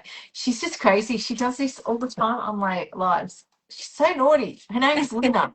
Anyway, Also, just another tip with our website, if you go to the top right hand corner, we do have like an A to Z of like the deductions. within your occupation. So you can actually see a few little occupations that might relate to you that has a bit more of a specific deductions for you. So that might be something you can have a look at as well. And Okay, the next. uniforms as well. So Yes, protective equipment. As much, trust me, as much as the ATO try to screw us down what we can claim, we are always going to be there and give you things that you can actually claim. So just watch out for our videos. absolutely. What is the tax rate for GST, say, on $75,000 compared to income tax received from an employer? So the tax rate, what do you mean? So if So you've earned, what is the rate of tax for GST, say, on 75,000 compared to income tax received by an employer? okay, so if you're a sole trader, it's not going to change. So what's going to happen is if you've received 75,000 in income as a sole trader, you will pay 10% of that will go straight to the ATO for GST. That's not your money. And then you'll get charged tax at your marginal tax rate like everybody else. So your first basically 18,200 tax free. Then the next amounts are between 14 and 16%. They're going to be going down to 14%. Over 45,000, you're going to pay 32.5%. The difference is if you're running through a company, and a lot of people get this confused. So if you're running through a company and it's a trading company, you're going to pay tax at 25% if you keep the money only in the company. Once you take that money out for yourself and you use that money for yourself, you're going to pay it at your marginal tax rate. So everybody pays that same tax rate, even Okay. Albo. What about a 6K handbag? Can we claim that? Anything, honestly, anything over $1,000, don't try. I'm not even joking. The ATO literally, and we've done it ourselves. The ATO go onto social media and check to see if you've got that handbag in a picture, and we've done it ourselves. So They you do want, the same with cars as well. Like if you yeah. use your car for like a forward drive, going on the beach, going forward driving, they will stalk you. So that handbag up to $1,000. So if it's over the $300 mark, you're going to claim it over 5 years, but you want to just have that just for work. And the first thing that they say to you is, why the hell did you buy a handbag for $1,000 and use it for work? You absolutely can, as long as you can just prove it. So normally we talk about a portion in for personal use. When it comes to a handbag, they will say no. And the reason for this is, and you may say, well, that's discrimination because you can claim a satchel or you can claim a briefcase or you can claim a backpack. A handbag in nature it's a fashion statement. So it by nature itself, it is going to be for personal use. But it doesn't mean that you can't actually claim it if you buy one specifically for work, but you have to keep your personal items out of it. Okay. Do I need to put money into my super to reduce my tax bill or debt? You can. That is one option to reduce your tax debt. You can do a personal superannuation contribution. And for this financial year, it's $30,000, but that includes your employer, what your employer is paid as well, and your salary sacrificed. You could utilize carry forward contributions. Make sure you reach out to an accountant or to us or to your financial planner to find out what those specific amounts are. You should be able to check that straight on your MyGov account though. Okay, so we've got another one currently being audited by the ATO, and they have asked for extraordinary amount of detail regarding travel, vehicle, education, and other expenses such as tools, phone, and internet. Yes. Are you an employee or are you a small business owner? So Okay, what I'm going to let you know, one of the key areas that they look for with an employee, one key area is a study. So whilst they spook everywhere and say, oh, you can claim study, is one of the most audited areas. So you really need to be careful. And at the moment, I'm seeing so many audits on small business. That's where they're targeting big time.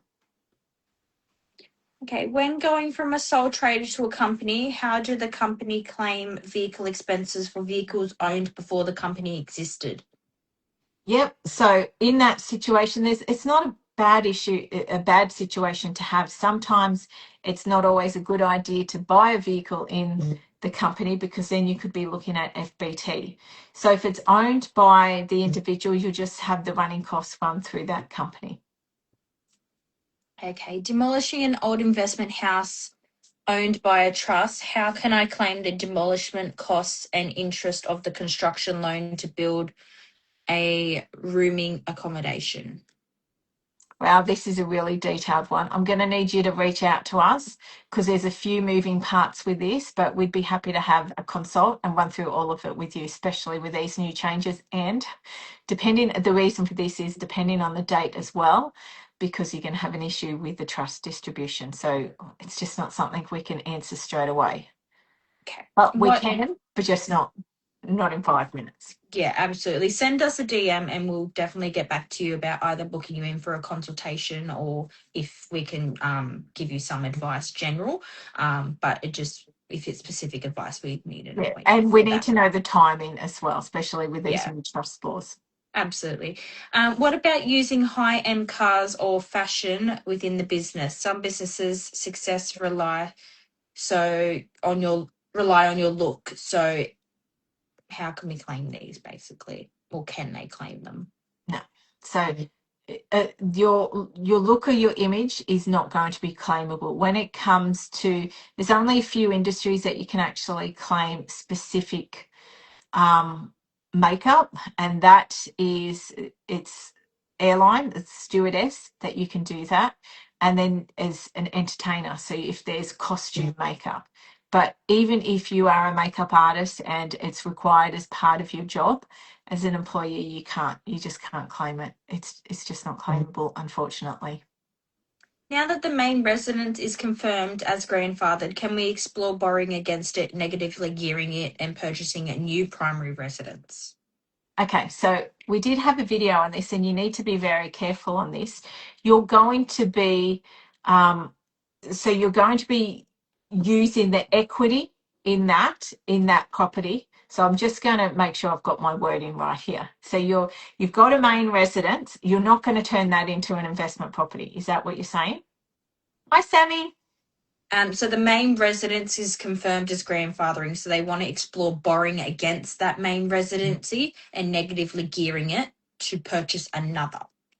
Okay, is the other one that they're going to purchase going to be the investment property? No, it's going to be a new primary residence. Okay, so what happens is you need to look at the situation with that loan, with that previous main residence. Now that you're saying that's grandfathered, you can negatively gear it. If you have a situation where you've got an offset, so say you've paid down that loan into an offset, you can literally just move that money out of that offset and put it onto another loan, and that loan's still going to be there. But if you've paid down that loan, whatever that loan is on that main residence is the amount that you're going to be able to claim. We call this the purpose of the loan. So you need to keep that in mind, what that purpose of the loan is. You can't actually increase that amount because you got that loan, say $800,000 to purchase that property, that can't increase. The only way you're going to get that full 800,000 back is if you put that money into the offset and then you take it out of the offset and link it to somewhere else. This is that decision that a lot of homeowners have to make if it's actually going to be beneficial for them, because whilst that property is grandfathered, it may actually be a positively geared property rather than a negatively geared one. Okay, when claiming safety boots as an employee, if they are over $300, do you have to depreciate? No, no. So any uniforms, it doesn't need to be depreciated. So that will come into play when it's just an asset. And I know it makes no sense when it's a handbag, but the work boots and uniforms, because they're specific to, it's just how the rules are. And honestly, that $300 limit, what the hell? Increase that to $1,000. We're literally living in the past. This is what I mean. Like, we need to reform a lot of aspects of our tax system. And all they've done is just gone, okay, I'm going to give you a $1,000 deduction. Now shut your mouth. Not good enough. Not good enough. There's so many things we need to fix. Okay, working 2 jobs, can I claim the difference traveled between job 1 and job 2? Yes, as long as you're going straight from job 1 to job 2. You have the ability to stop home and get changed, especially like if you've got to change uniform. But if you're going home, watching an episode of Friends, stuck in the 90s, aren't I? Having a sandwich, then go into work. No. So it's literally going to be like a 20-minute period that you can stop at home. So yes, you can do that between both places. Okay, looks like we're all up to date with questions at the moment. Woohoo! So guys, we've hit an hour and a half. So what do you want to do? If anybody's got any more questions, you can ask us. Otherwise, we might look at having another live probably just before tax time hits. What do you reckon, T? You up for it? Yeah. Ask the other two, they up for it? Yeah, I think so. Andy? Dory, are you up for it? We've just We had a do. last minute come through. Can you claim clothes on tax when you don't have a uniform as a buyer's agent? No, unfortunately. It's ridiculous. Some of our deductions, oh my gosh, they're horrible. So when it comes to uniforms, let's look at the eligibility for a uniform. So there's 3 key components. Number 1, it must be an industry specific. So when I say that is, you walk down the street and you see someone that's a chef, you're going to know that they're a chef based on looking at their uniform. So it's industry specific. It's protective. It protects you from the elements. So you could be working outside and in the extreme heat or extreme cold, and that's going to protect you. But we can't just talk about like a jumper that you'll buy from Cotton On. It's got to be an industry, like thick protective equipment. And then the other one is going to be a mandatory uniform. So anything with a logo. So TIC has one that says Tax Invest Accounting, so that's claimable. So if she purchases that, that's going to be claimable, and even laundering it is going to be claimable.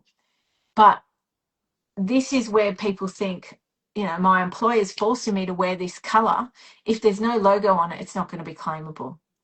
It's honestly ridiculous. The things that people normally think about that are going to be deductible, well, guess what? They're not going to be deductible. But there's so many other things. So we don't just want to focus on those little things. Let's talk about how the world has changed and how we're all using technology. We're all using a phone. So the phone is a huge part of most people's lives. So let's look at how much you paid for your phone, the device, the phone plan, the headphones, all of it, the charges. There's so many things that we can actually claim that I don't want you to just be limited. So ask for that checklist, reach out, just DM us and say, look, checklist, because we literally cover absolutely everything that you can claim. And we do help you to do it yourself if you like. Okay, so we've just had a whole flux of questions just pile in. Andy said he's happy to do another live as long as he can claim his new chair as a deduction because he doesn't like his chair. Another person's popped on and said, can we upload to YouTube? Absolutely. We can definitely upload to YouTube. Oh, we're going to be saving Um, this and putting it straight onto YouTube. Not that anyone really wants to watch it, but we're going to save it anyway, and we're going to put it may here, as well. YouTube, everywhere. Yeah. Would you suggest And if you're on unregistering? YouTube, can you give us a like? I'm trying to get those likes up. Like Andy keeps saying to me all the time, "What are you doing, woman? YouTube? It's crazy. You've got no followers." I mean, we've got like under 1,200, but he's telling me that's where everybody is.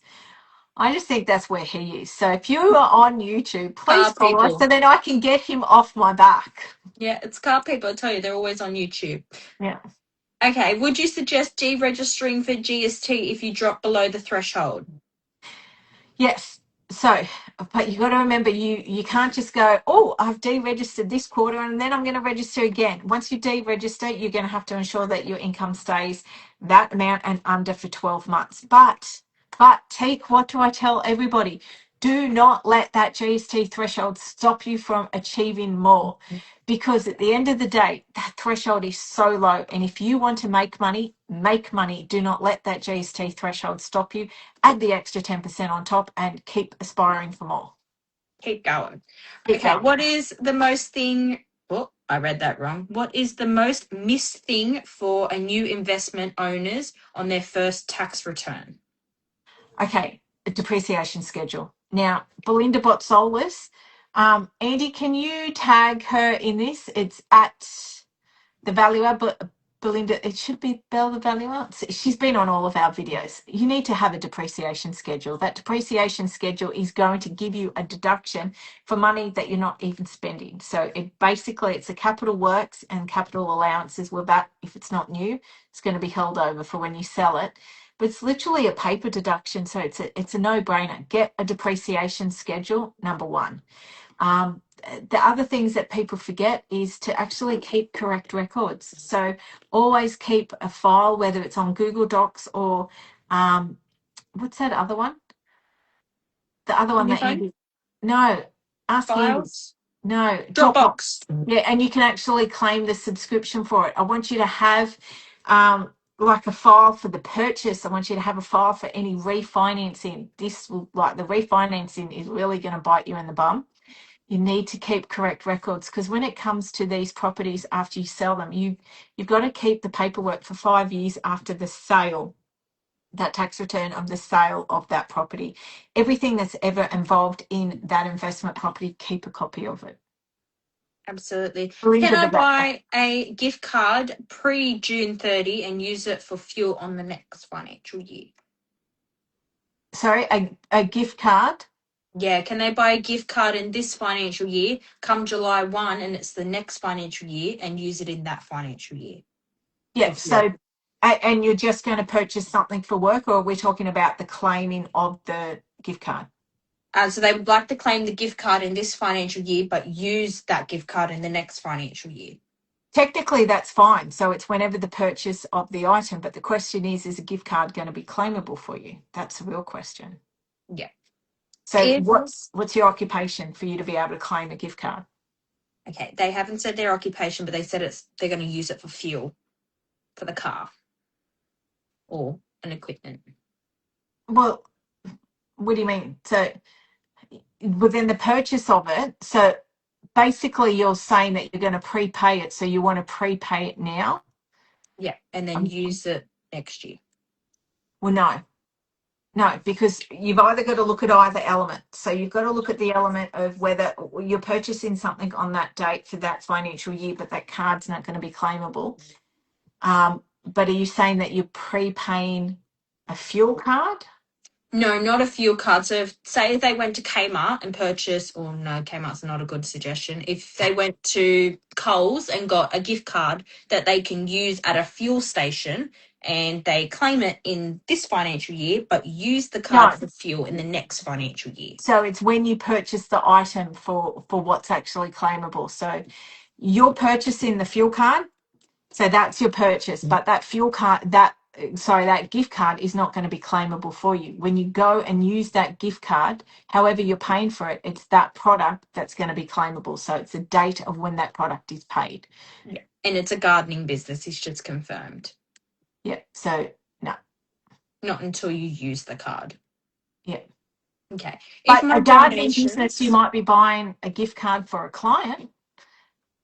true, as a gift. Yeah. Yep. If my donations for the year end up reducing my taxable income below the tax-free threshold, can I roll them into next year? Yes, if it reduces your taxable income down to 0, you absolutely can. If a 16-year-old starts a part-time job without a tax file number, Oh, hold then on. No, gets no, no. one. That's to a 0. That's a minus. No, no. So if you've got a taxable income, no. If it brings you to a negative taxable, so if it brings you down, sorry, I misheard that. If you've got, say, 40,000 in income and 80,000 in deductions, you will use up that 40,000. That brings you to 0, then you'll carry over the rest. But if it just brings you down to that tax-free threshold, no, it's got to bring you down to a negative taxable income. Yeah. If a 16-year-old starts a part-time job without a tax file number and then gets one a month later, can you claim the tax paid at the end of the financial year? Yes, as long as they've withheld it. Okay. So if Can they've I, withheld the tax, that will go onto your income statement.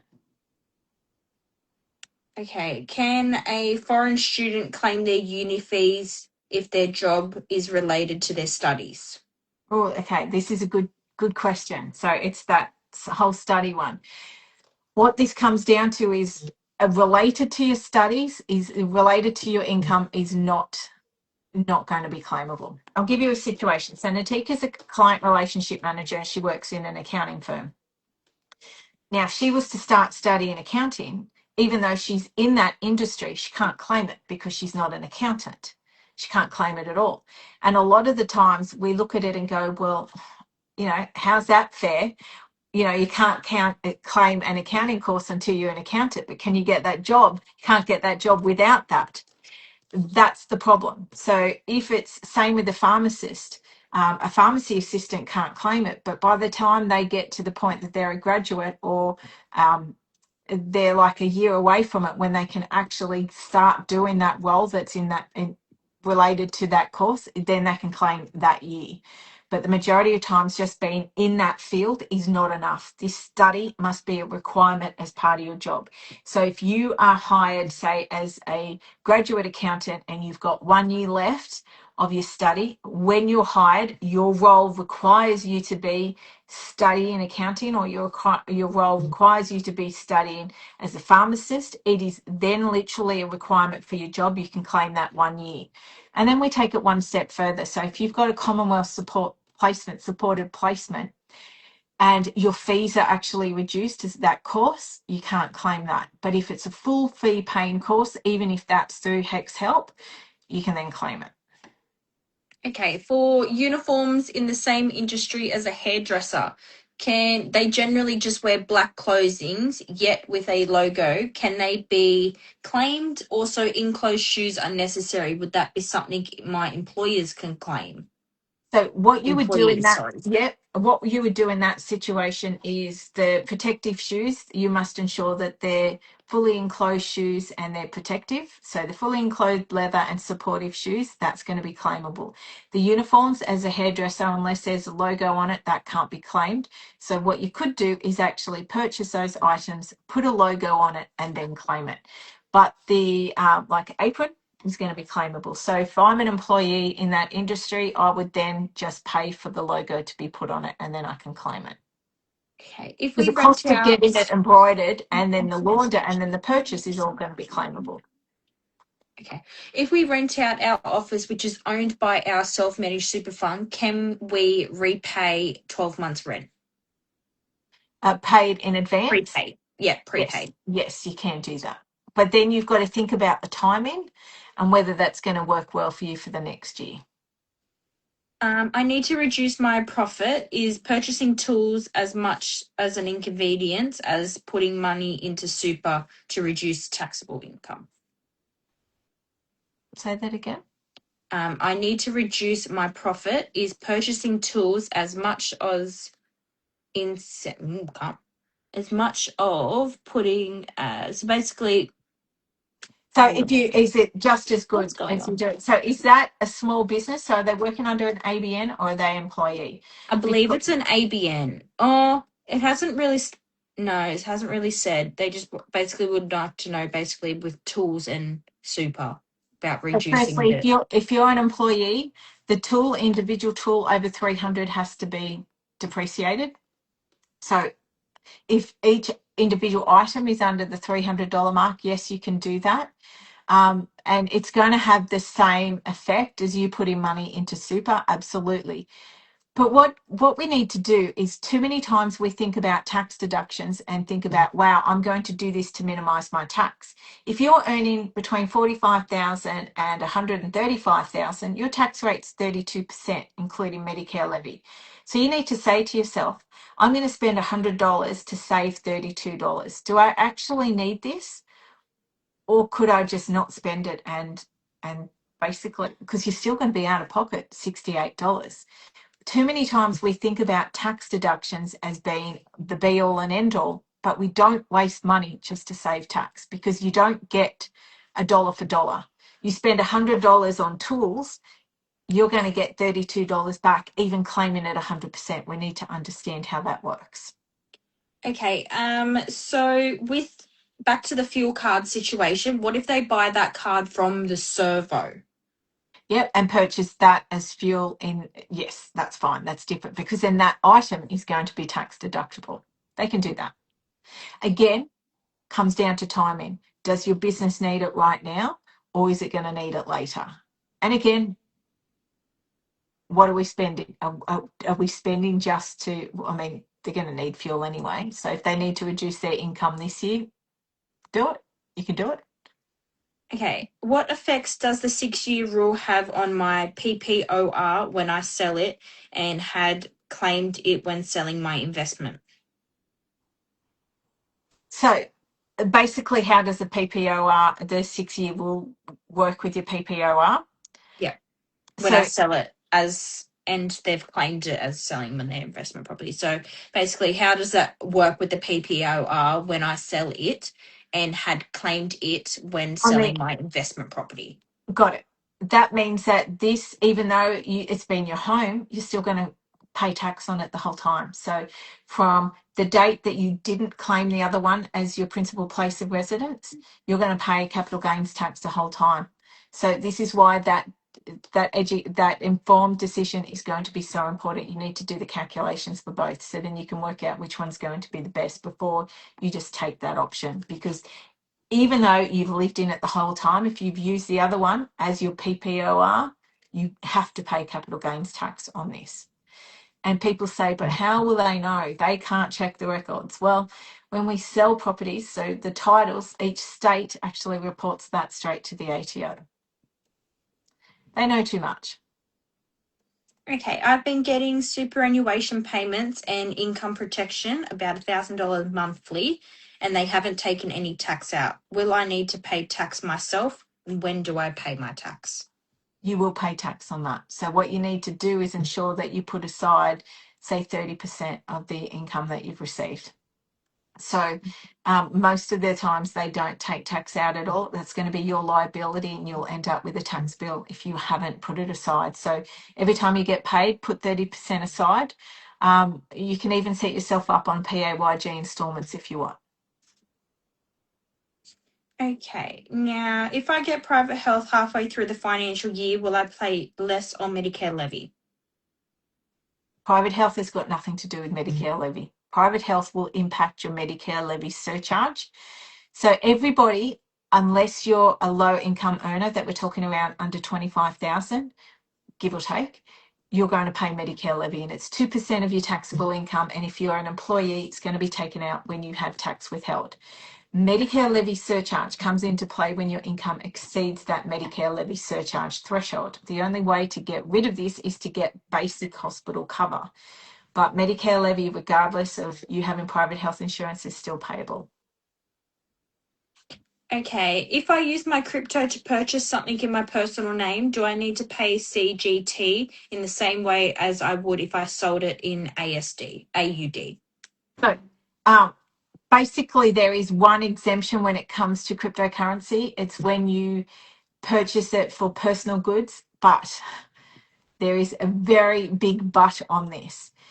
It's only when you start up a crypto account just for that purchase. So if you are, capital gains tax happens with cryptocurrency when you exchange it from one currency to another, when you gift it to someone else, when you use it to pay for goods or services, or when you cash it out for fiat.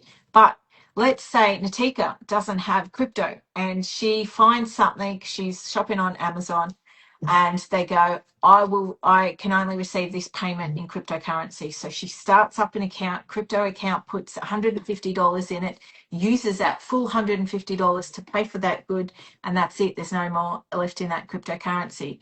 That then is technically just a personal expense and exempt from CGT. But if she puts any other money in it and floats around with crypto and does anything, that's going to be a CGT event.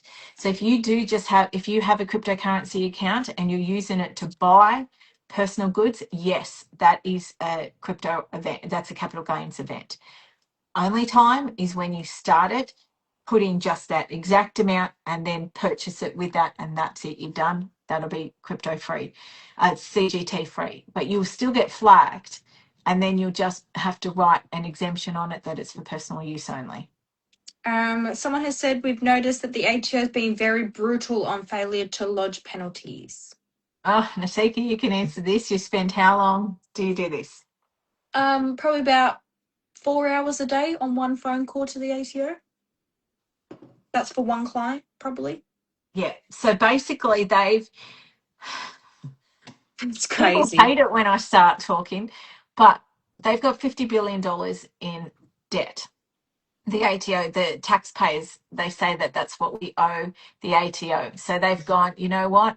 We want the money. So they've just gone brutal.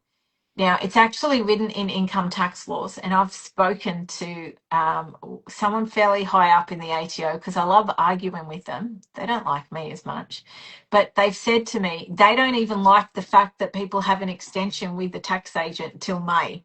They say that's so much time. Why does a person need an extension after that? So they're saying that they have it written in tax laws that even if you get a refund and you don't lodge your tax return in time, they have the ability to actually charge you that $1,565. They don't exercise it because it's at their discretion, but they say if we want to, we can. Don't tempt fate. That's their words. And they will hit you. And They will. re-raising debts as well is a massive Oh, one lately. It's a massive one, re-raising past debts. and you did come on at the right time, Amy, because what is happening at the moment, if you haven't lodged your tax return, because we've got that May 15 deadline, they're physically calling people now. And it happens. Basically, what they're doing is they're calling people and saying, why did you not lodge your tax return? And you need to, now's the time to get onto a tax agent and say, please get me an extension. We can try and get you an extension till the 12th of June. And if we beg, steal, and borrow, we might be able to get you possibly to the 30th of June, but don't push it. Oh, what's happened? I don't know if that's you, Natika, or is that me? Andy, if you can let me know if we've actually lost connection, because I'm still seeing some stuff come through. I don't know if I've lost Natika, but I've definitely still here. Natika's just coming back in. Okay, so I'm going to keep talking. We've lost Natika, but you're telling me, Andy, just confirm to me that you're still here, because I think her phone is fine. Why am I not surprised? Okay. Thanks, Amy. You still see me. So I'm not sure if we can get Natika back, but she is frozen, but I'm just going to keep talking for a little while. So the things that I want you to remember is say to yourself, if I didn't have this job or this business, would I have made this purchase? And that's going to let you know whether something's going to be claimable or not. Please, Natika's left, so you're just stuck with me at the moment. Hopefully we might get her back. But please reach out to us and say, just give us a message. Okay, she's just saying add me in again. Bear with me. This is what happens when it's live. But, you know, the team will tell you we do love doing this. We love talking and we love helping. So, Tika, are you back? She's back. What happened? Please don't do it again. Are you Okay, I'm frozen back. again? I'm back. I'm back. I'm back. I'm back. Right, I'm just gonna put my phone down there and not touch it. I accidentally went to like move the comments up, and I like got myself out of it. Look, we're getting so many more people at this time. Does this tell us at night 7:30 is too early? Maybe, possibly. But you know, I like being in bed by 9. I'm old. Someone just said, can any type of business conceal tax credits for fuel not used in vehicles? DM us on that because I want to see. I don't want to just give you a blanket yes until we actually see some more details. But please DM us. When you do DM us, you're going to get an automatic response. And we do this intentionally because we get a lot of messages, but it has a contact form on there. Fill it out because there's other people on the other side of it. So, oh, Sammy's telling me you need to wait till kids go to bed. This is telling us we've got to do this later. So always send us with a DM, always fill it out because our CRM team is Natika and Dory, her name's Alicia. I thought I lost you. Alicia, we call her Dory. There's a long story like Finding Nemo, but we have this dedicated team just to help you, our client relationship team. And these guys help me out on social media. I do all of the content, but we always want to connect with you guys. So please, if you send us a message, fill out that contact form. We will give you a solution. Absolutely. What did you say? What was the question? What was the question, Natika? Because I just vented and raved now, and I forgot the question. The question was, can any type of business claim fuel tax credits? And you Yeah, said reach out to to us. reach Yes. out to us. Okay, But let's I can keep going. definitely see we need to do this later because everybody's joining now, and I don't mind. We'll just keep going. Andy, you're now into overtime territory, but you know what? To hell with Fair Work Australia. I'll give me some time off later. I think we started at 8:30 next time. We are going to have another session. We're going to have another session before tax time because there's so many things. We may even look at doing it around, July 1 if people want to lodge a tax return. To hell with it. We might even do 2 more. You like it, don't you? I'll make you do things. I just make think sure having that fun. me computer and both my phone are fully charged. Yeah, Natika. Yes, please. Because I'm currently battling plugging the phone in, plugging the computer in to keep them both level with one charger. Okay, do we want to do any more questions? No, you didn't miss it. Real Kelly Nichols, you did not miss it. We're here. Ask us. We're here. We're not going anywhere. Because people Okay, are still joining. let's go to the next one. How hard is it to ask the ATO to remove interest charged if a small business is struggling? What is the best arguments for interest removal from a payment plan? Tika, what are you doing? It is extremely, extremely difficult.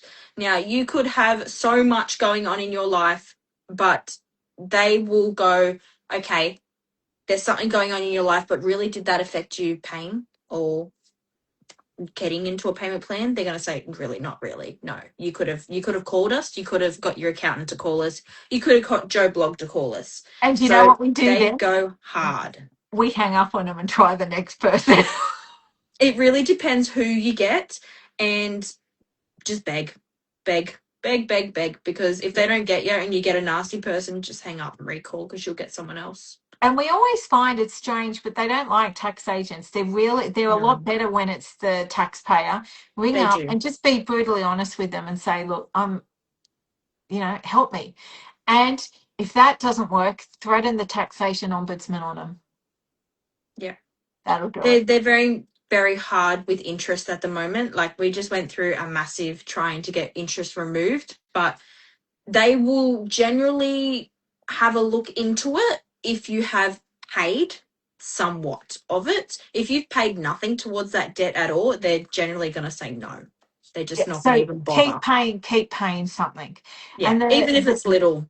the thing is, so we've just got another question. Kelly, please take my details, send me info on your accounting fees, please. Okay, so if in that situation, please, Andy, you got the details? Otherwise, you can send us a DM, and it's even got an automatic prompt that will have the fees there on there if you ask for our fees, or you can fill out that contact form. But I think, is Andy still there, or has he gone to sleep? No, he's still here. He's just going through the comments and chucking them into me. This is to me saying, did he go to sleep? No, he's still there. All right, let's go to the next one. If I put some money into my business, and can I simply pay myself back the same amount if it has been put in and taken out in the same financial year? Can you let us know if that's a company or a sole trader? So if it's a sole trader, it won't make any difference because you're Difference. going to pay tax on the profit. But if it's a Yeah. company, it doesn't even have to be the same financial year. If you're inputting money into a company, you need to keep those correct records of how much you put in, so then you can be repaid at tax free. Okay, do I need to pay CGT if I sell my gold bars? Yes, CGT is claimable on gold. If I find a rare coin in my change and I sell it for thousands of dollars, will I pay CGT? This one's going to be a hard one because technically it's a collectible, but you don't even have a cost base. So if this is true and this has happened, reach out to us because we would need to look at a private ruling to try and work out a cost base for it.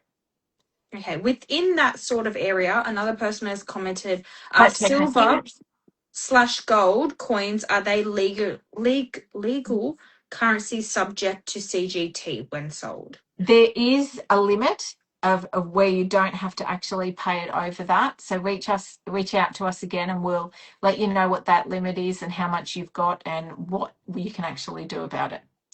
But there is a certain amount that's CGT free. I would love some more advice on remitting and already remitted fines of nearly 3K for 2 late judgments. I have paid the late baths and I'm an artist. It's unbelievable. If you want to email to us, and Natika, this is literally what she does all the time. Will definitely help. We can give you the advice.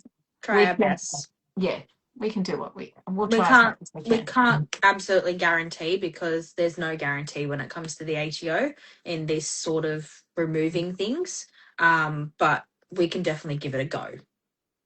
Yeah, absolutely.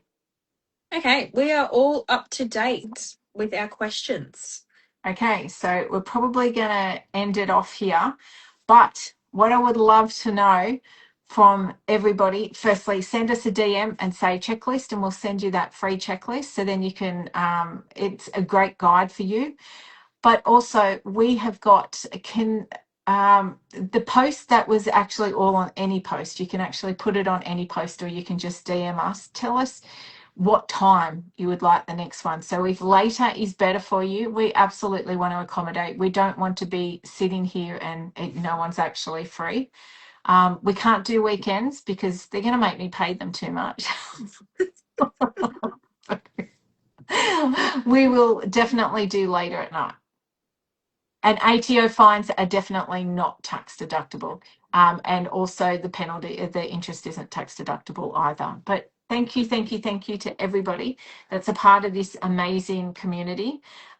We can't thank you enough for being here. And please, if you do have any general questions that you just want help on, and yes, we will post this live, please just always feel free to reach out to us.